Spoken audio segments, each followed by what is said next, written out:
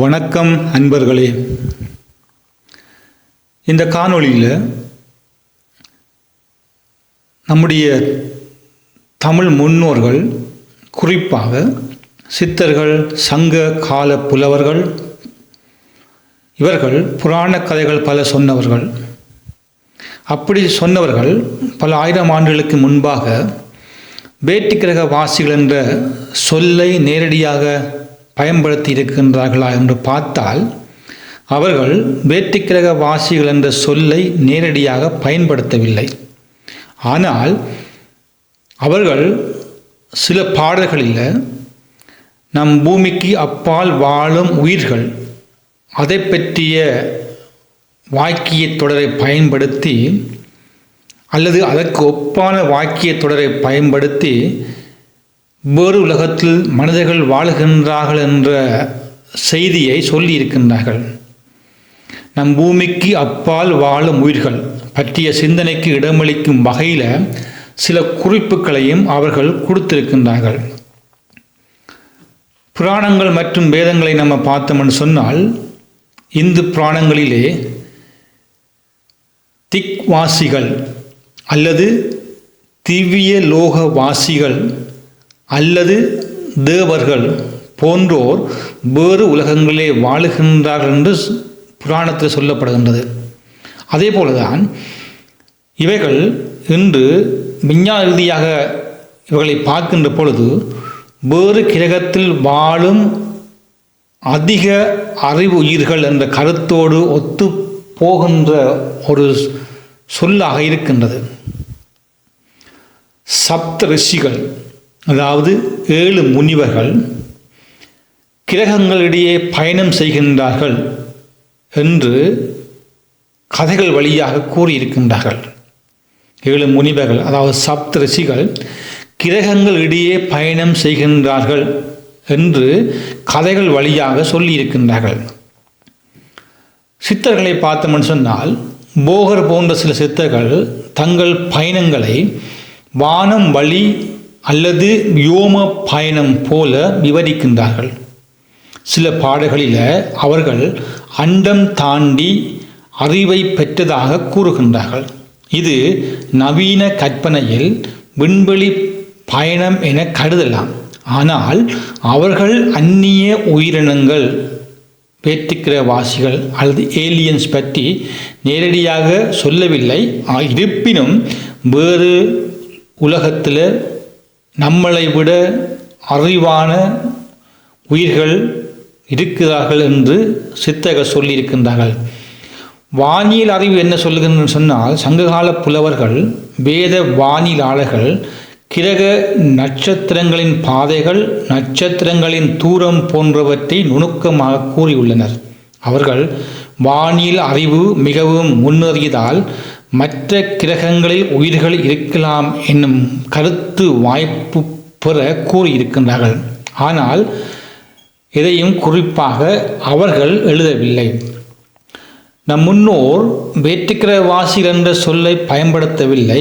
ஆனால் வேறு உலகங்களில் வாழும் உயிர்கள், தேவர்கள், யட்சகர்கள், அசுரர்கள் பற்றிய புராண கதைகளை சொல்லியிருக்கின்றார்கள். சித்தர்களின் அண்டம் தாண்டம் யோக சக்திகள் அதை பற்றி சொல்லியிருக்கின்றார்கள். மிக முன்னேறிய வானியல் அறிவு இதை பற்றி சொல்லியிருக்கின்றார்கள். எல்லாம் அவர்கள் அண்டத்தில் வேறு உயிர்கள் இருக்கலாம் என்ற எண்ணத்தை சொல்லி அதை அடுத்த தலைமுறைகளுக்கும் விட்டு சென்றிருக்கின்றார்கள். அப்படியானால் சித்தர் பாடல்களில் அண்டம், வேறு உலகம், தேவர்கள் போன்ற கருத்துக்கள் வரும் சில முக்கியமான வரிகளை இப்பொழுது நம்ம பார்க்கலாம். திருமூலர் திருமந்திரத்தை பார்த்தோம்னு சொன்னால், அவர் சொல்லுகின்ற இந்த திருமந்திர பாடல் 725 அண்டம் அளந்தும் பரந்தும் பிணைந்தும் மண்டல மண்டலமாக கலந்தும், அண்டம் அளந்தும் பரந்தும் பிணைந்தும் மண்டல மண்டலமாக கலந்தும்.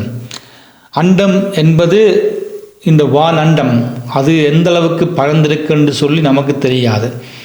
அந்தளவுக்கு அண்டம் அளந்தும் அதே போல அண்டம் பரந்தும், எந்த அளவுக்கு பரந்திருக்கு, எந்த அளவுக்கு நீண்டிருக்கு. அதே போல் அண்டம் பிணைந்தும், பிணைந்து என்பது எங்களுக்கு தெரியும், ஒன்றோடு ஒன்று பிணைந்திருப்பது. அப்போ ஒரு அண்டம் அல்ல, பல அண்டங்கள் என்பதுதான் அண்டம் பிணைந்து கொண்டிருக்கின்றது. அப்போ இந்த பிரபஞ்சம் என்பது எந்த அளவு எல்லை என்பது நம்மளால் கிரகிக்கவே முடியாது. அது எங்களுடைய கிரகிக்கின்ற சக்திக்கு அப்பால் பட்டு இருக்கின்ற ஒரு விஷாலமான ஒரு பகுதி மண்டலமாக கலந்தும். அண்டம் வேறு, மண்டலங்கள் வேறு. அப்போ மண்டலமாக, ஒரு மண்டலம் அல்ல, பல மண்டலமாக கலந்தும். இப்போ எந்த பெரிய ஒரு பிரபஞ்சம் இது. நாம் அதில் ஒரு சின்ன ஒரு தூசி மாதிரி. இது திருமூல சொல்லுகின்றார், அழகான பாடல் கூட. அண்டம் அளந்தும் பரந்தும் பிணைந்தும் மண்டலமாக கலந்தும். அண்டம் என்பது இந்த பிரபஞ்சம். திருமூலர் அண்டம் அளக்கும் திறன் பற்றியும் கூறியிருக்கின்றார். அதே போல் 564வது பாடலில் அண்டத் துலங்கள் அனைத்தும் தன்னுள்ளே, அண்டத் துலங்கள் அனைத்தும் தன்னுள்ளே என்பது பல உலகங்கள், பல அண்டங்கள் எல்லாவற்றையும் தன்னுள்ள கொண்டிருக்கின்ற ஒரு சக்தி. அந்த ஒரு சக்தியில் இருந்துதான் எந்த பெரிய அண்டமாக இருந்தாலும், பல மண்டலங்களாக இருந்தாலும், அந்த ஒரு சக்தியில் இருந்து தான் இவை எல்லாமே விஷாலித்திருக்கின்றது அப்படி என்று சொல்லுகின்றார். அப்போ அண்டத் துலங்கள் அனைத்தும் தன்னுள்ளே. அப்போ இதை உருவாக்கியவன் எப்படிப்பட்டவன் சொன்னால், அந்த எல்லா அண்டங்களும் எல்லா மண்டலங்களையும் தன்னுள்ளே வைத்திருக்கின்ற சக்தியை கொண்டவன். அவனைத்தான் நாங்கள் இறைவன் என்று சொல்லுகின்றோம், இதை படைத்தவன். அப்போ நம்முடைய எண்ணங்களால், சிந்தனைகளால் விவரிக்க முடியாத இந்த அண்டங்கள், இந்த மண்டலங்கள் எல்லாவற்றையும் தன்னுள்ளே கொண்டிருக்கின்ற ஒரு சக்தி. அவன் எப்படிப்பட்டிருப்பான் என்று சொன்னால் எங்களால் அதை ஜீரணிக்கவே முடியாது. அண்டத் துலங்கள் அனைத்தும் தன்னுள் அப்படின்னு சொல்லி திருமூலர் தன்னுடைய 564வது பாடல் சொல்லுகின்றார். இப்போ போகர் 7000 அவருடைய பாடல்களில் சொல்லப்படுகின்றது, அண்டத் தாண்டி அருள் பெற்று, அண்டத் தாண்டி அருள் பெற்று.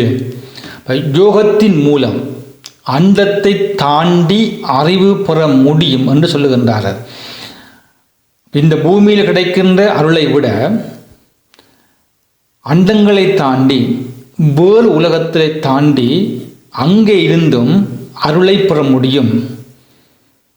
அதைத்தான் அண்டத் தாண்டி அருள் பெற்று, இந்த பூமியில் கிடைக்க முடியாத அருளை, அறிவை, ஞானத்தை இந்த பூமிக்கு அப்பால இருக்கின்ற உலகத்திலிருந்து, அண்டங்களில் இருந்து பெற முடியும், பெற்றிருக்கின்றார் என்பர் போகர் 7000 பாடலில் சொல்லுகின்றார். அண்டத் தாண்டி அருள் பெற்று.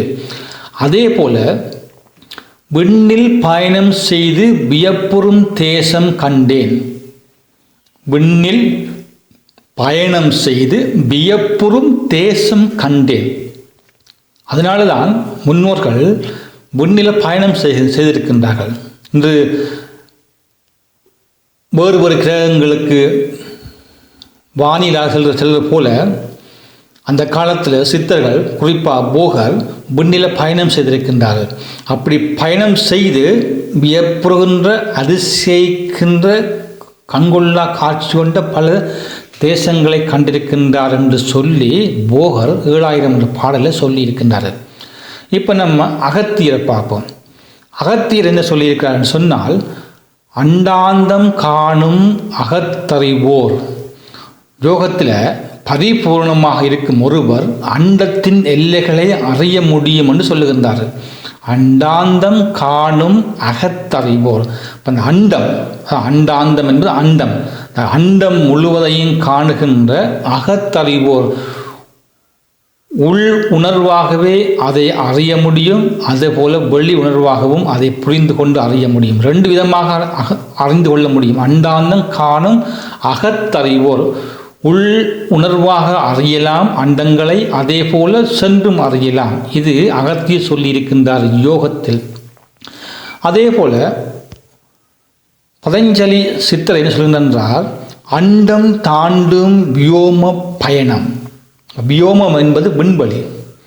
அப்போ அண்டம் தாண்டும் வியோம பயணம், அண்டங்களை தாண்டி பயணம் செய்கின்ற பயணம், அண்டங்களை தாண்டி இந்த வான்வெளியை தாண்டி பயணம் செய்கின்ற பயணம். இது நேரடியான பயணமாக இருக்கலாம், அல்லது ஆன்மீக ரீதியாக உள்ளார்ந்த பயணமாக இருக்கலாம். எதுவாக இருந்தாலும் அண்டங்களை தாண்டி பயணம் செய்ய முடியும் என்று பதஞ்சலி சித்தர் சொல்லியிருக்கின்றார். அண்டம் தாண்டும் வியோம பயணம் என்று. எனவேதான் சித்தருடைய பொதுவான குறிப்புகளில் சித்தர்கள் பலரும் சொல்லியிருக்கிற விஷயம் என்ன? பரலோகம், தேவர்கள் வாழும் உலகம், 3 உலகங்கள் அப்படின்னு சொல்லியிருக்கின்றார்கள். பூலோகம், திவ்யலோகம், பாதாளம். பூலோகம் என்பது நாம் வாழ்கின்ற பூமி, திவ்யலோகம் என்பது தேவர்கள் கந்தவர்கள் வாழ்கின்ற உலகம், பாதாளம் என்பது அடிநில உலகம் என்பது ஆகும்.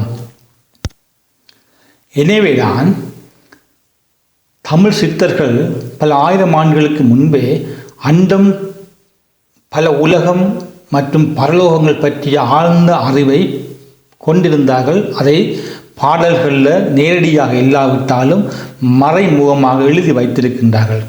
நம் முன்னோர்கள் பாடல்கள் மற்றும் கருத்துக்களை படித்து நவீன அறிவியலோடு ஒப்பிட்டு பார்க்கின்ற திறனை கொடுத்து அவர்களின் அறிவின் ஆழத்தை புரிந்து கொள்ளக்கூடிய வகையிலே அதை அவர்கள் வடிவமைத்திருக்கின்றார்கள். இது நம்மை இன்று ஊக்குவிக்கின்றது. அறிவையும் ஆன்மீக பயணத்தையும் தொடர, சிந்திக்க, ஆராய இது வைக்கின்றது. எனவேதான் வேற்றுக்கிரக வாசிகள் இன்று உலகத்தில் பல இடங்களிலும் பேசப்படுகின்ற ஒரு பொருளாக இருக்கின்ற பொழுது, நம்முடைய முன்னோர்கள் சித்தர்கள், நம்முடைய தமிழ் அறிவாளிகள் பல ஆயிரம் ஆண்டுகளுக்கு மேலே சொல்லியிருக்கான்னு பார்த்தால், எந்த ஆய்வின் பிரகாரம் வேற்றுக்கிரக வாசிகள் என்று அவர்கள் நேரடியான அந்த சொற்களை பாவிக்காவிட்டாலும் வேறு உலகங்கள், வேறு அண்டங்கள், வேறு மண்டலங்கள் இருந்ததாகவும், அந்த வேறு உலகத்துக்கும் அண்டங்களுக்கும் மண்டலங்களுக்கும் இந்த சித்தர்கள் பயணம் செய்ததாகவும், அங்கிருந்து அவர்கள் இந்த உலகத்தில் இல்லாத அறிவையும் ஞானத்தையும் கொண்டு வந்ததாகவும் அவர்கள் தங்களுடைய பாடல்களில் பல இடங்களில் மறைமுகமாக சொல்லி இருக்கின்றார்கள். எனவேதான் வேறு உலகங்கள் இருக்கின்றது, அந்தந்த உலகங்களில் அந்தந்த ஜீவராசிகள் இருக்கின்றார்கள். அவர்கள் மனிதர்களை விட அறிவிலும் ஞானத்திலும் விஞ்ஞானத்திலும் கூடிய வளர்ச்சியை அடைந்திருக்கின்றார்கள். அவர்களோடு நம்முடைய உலகத்தில் இருந்த சித்தர்களுக்கு தொடர்பு இருந்திருக்கின்றது. அங்கே இருந்து அறிவை கொண்டு வந்திருக்கின்றார்கள். எனவேதான் வேற்றுக்கிரக வாசிகள், ஏலியன்ஸ் என்பது இன்றைய ஒரு புதிய கதை அல்ல. இப்போ எங்களுக்கு சொல்லப்படுகின்ற ஒரு கதை. ஆனால் அவர்கள் ஆயிரம் ஆண்டுகளாக நம்மோடு, நம் முன்னோரோடு தொடர்பில் இருந்தவர்கள். காலப்போக்கில் அது மறைக்கப்பட்டு மறந்து போன விஷயமாக இருக்கிற ஒழிய, ஆனால் வேற்றுக்கிரகவாசிகள் நம்மளையே எப்பொழுதுமே பார்த்து கொண்டே இருக்கின்றார் என்பதில் எந்த விதமான ஒரு ஐயப்பாடும் இல்லை. இது ஒரு பழைய நம் முன்னோருடைய நெருங்கிய நண்பர்கள். எப்படி பக்கத்து வீட்டு நண்பர்கள் நம்மோடு இருக்கின்றார்களோ, அதே போல் ஒரு காலத்தில் பல ஆயிரம் ஆண்டுகளுக்கு முன்பாக நம்முடைய முன்னோர்கள், சித்தர்கள், வானியல் ஆராய்ச்சியாளர்கள் இவர்களோடு வேறு கிரக தொடர்புகள் இருந்து அவர்கள் நண்பர்களாக இருந்திருக்கின்றார்கள். அறிவை கொடுத்து, ஞானத்தை கொடுத்து தெளிவுபடுத்தி இருக்கின்றார்கள் என்பது இந்த சித்தர்களுடைய பாடலில் தெளிவாக பொறிக்கப்பட்டிருக்கின்றது. நன்றி.